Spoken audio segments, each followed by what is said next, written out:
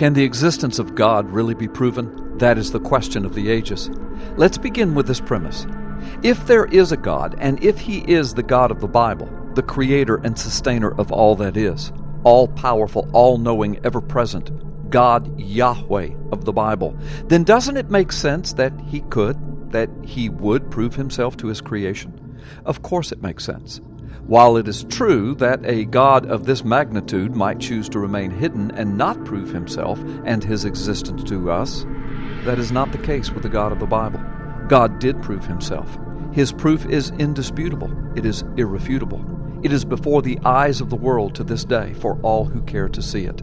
The world is without excuse. God has proven Himself, His existence, and His word to the world. Listen to these words of Deuteronomy 4:35. You were shown these things so that you might know that the Lord is God.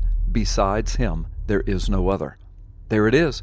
God declares that He has done something that proves emphatically that there is a God and proves that He is that God and that there are no other gods, only Him.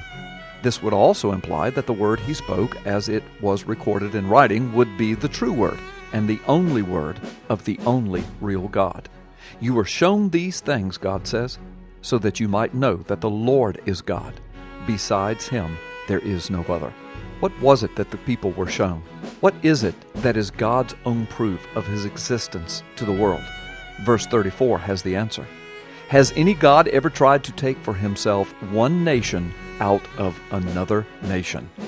By testings, by miraculous signs and wonders, by war, by a mighty hand and outstretched arm, or by great and awesome deeds, like all the things the Lord your God did for you in Egypt before your very eyes. The immediate context here is that God's proof to the world that He is God and there is no other God is the very existence of the nation of Israel. No other God in any other word, not Allah in the Quran, not any of the Hindu gods or the Buddhist god, not the gods of Wicca, nor the gods of any other occult religion, ancient or modern, have ever declared that they would take a people who were enslaved and make them into a mighty nation. Only Yahweh of the Bible and only Israel, the nation. But the proof does not end there. In the closing words of Deuteronomy, in the closing chapters, before the Israelites ever set a single foot into the Promised Land, Moses gives the prophecy that in the distant future, Israel, God's created nation, His proof to the world of His existence, Israel would rebel, God says, and God would discipline them, and He would then scatter them unto the nations of the world.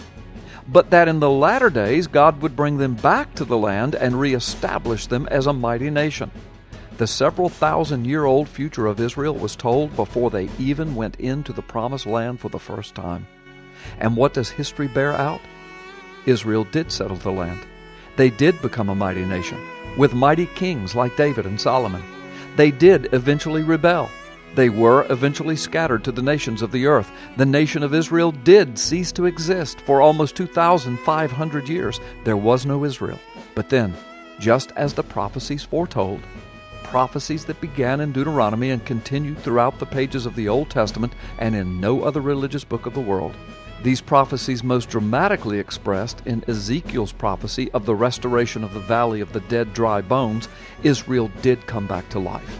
Out of the dust and ashes of ruin, miraculously it was resurrected. In 1948, Israel was restored. Since then, it has been surrounded by enemies on every side. It has been attacked, assaulted, maligned, and slandered. But the nation is there, and it is the force to be reckoned with in the Middle East. And its existence and its power and its place in world politics and history are before our eyes and on our television sets and on the internet every single day. And why is this profound? Because God said over 3,000 years ago, "This is my proof to you, the nation of Israel." When another God does something like this, you can believe in Him. Until then, God says, know this: you were shown these things so that you might know that the Lord is God.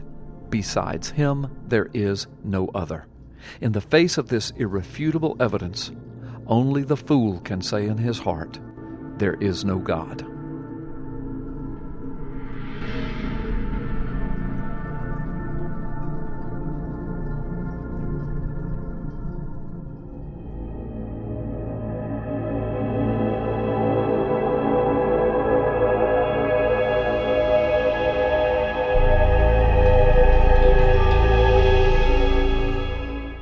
Get your copy of my new book, The Magic Man in the Sky, Effectively Defending the Christian Faith. Considering the days in which we now live, you need this book. Available at Amazon.com and WND Superstore. Get your copy today.